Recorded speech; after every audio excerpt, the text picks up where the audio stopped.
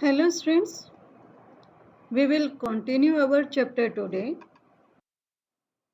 We will discuss labor force and workforce.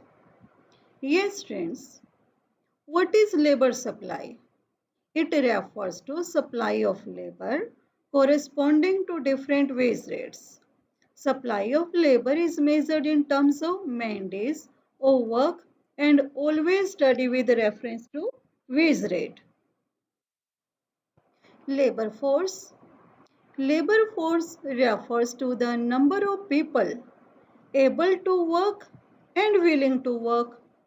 Labor force is equal to persons working plus persons seeking or available for work. Persons who are not included in labor force, entire population cannot be engaged in economically productive activities. To get labor force, subtract the following from the total population.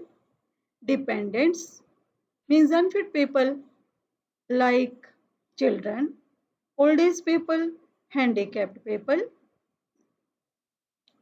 and people who are not willing to work but they are able to work, and people who are not available for work. Yes, friends, workforce refers to those actually engaged in commercially productive activity.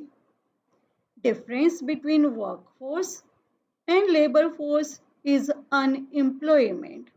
Yes, friends, those who are involved in jobs, those who are not getting job but they are able, they are willing to do job, they are the part of labor force. Workforce is only that part of labor force which are actually those who are actually engaged in commercially productive activity. So difference between labor force and workforce is unemployment. Yes, friends, labor force refers to number of persons actually working or willing to work. It is not related to wage rate. Workforce refers to number of persons actually working. Does not account for those who are willing to work. Labor force is measured in terms of number of persons, not in terms of person days. Size of labor force increases or decreases only when the number of persons actually working or willing to work increases or decreases. Workforce is measurement of actual labor force. Yes, students, rate of unemployment, number of person unemployed divided by size of labor force into 100. Now we will discuss worker population ratio. It is an indicator which is used for analyzing the employment situation in the country. This ratio is useful in knowing the proportion of population that is actively contributing to the production of goods and services of a country. If the ratio is higher, it means the engagement of people is greater. If the ratio for a country is medium or low, it means that a high proportion of its population is not involved directly in economic activities. Worker population ratio, how can we calculate? Divide the total number of workers in India by the population and multiply it by 100. Workforce divided by total population into 100. Yes, friends, in this schedule, see carefully worker population ratio in India 2017-18.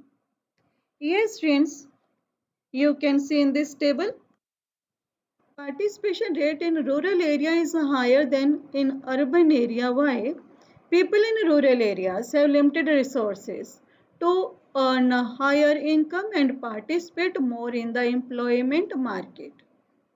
Many do not go to schools, colleges, and other training institutions. Even if go, they discontinue in the middle to join the workforce, whereas in urban areas, a considerable section is able to study in various institutional educational institutions. Urban people have a variety of employment opportunities. They look for the appropriate job to suit their qualifications and skills. In rural areas, people cannot stay at home as their economic condition may not allow them to do so.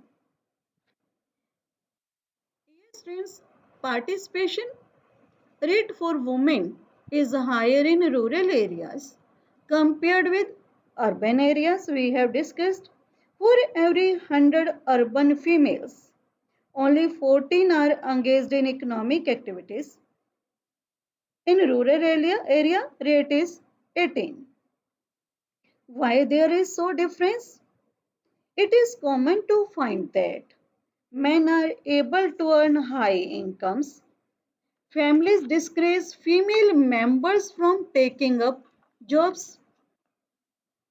Many activities for the households engaged in by women are not recognized as productive work. We have discussed in national income also. Household services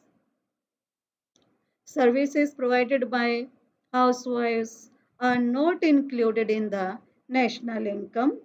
This narrow definition of work leads to not recognition of women's work and to underestimation of number of women workers in the country.